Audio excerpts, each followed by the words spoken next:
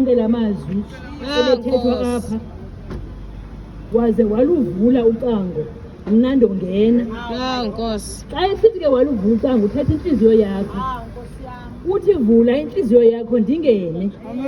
Xa ndingenile ndodla nawe nawe udle nam. Nkosi yam. Ngubani ongafuni udla noYesu? Nkosi. Ngubani ongafuni ukudla noYesu? Siyanimema ke bantu, niyamenywa nguYesu. uYesu uyanithanda. uYesu uyanithanda. Wathumela unyana wakhe okuphela kwamzeleyo ukuba ayowufa emnqamlezweni ukuze thina singatshabalali, ukuze izono zethu zixolelwe, ukuze siphiliswe. Le nto sithi ngegazi lakhe zahlanjwa zonke izono. Ngegazi lakhe eGolgotha wabethelwa emnqamlezweni uYesu engenatyala, efela thina ukuze thina sibuyele kuye. Niyamenywa ke abantu baseNew Bright. Umntu othe wayivula intliziyo yakhe angasondela.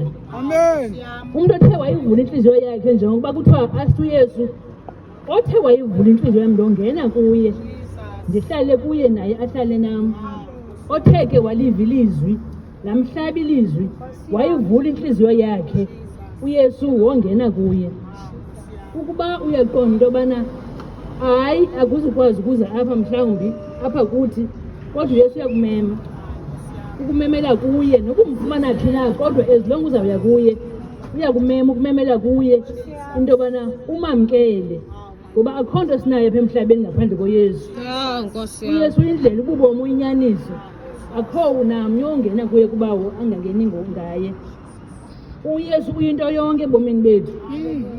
Ukuphila kuthi xa sihluphekile ukudla, xa sinqane ungamanzi, xa singena-peace uyi-peace, uluthando uyinto yonke kuthi.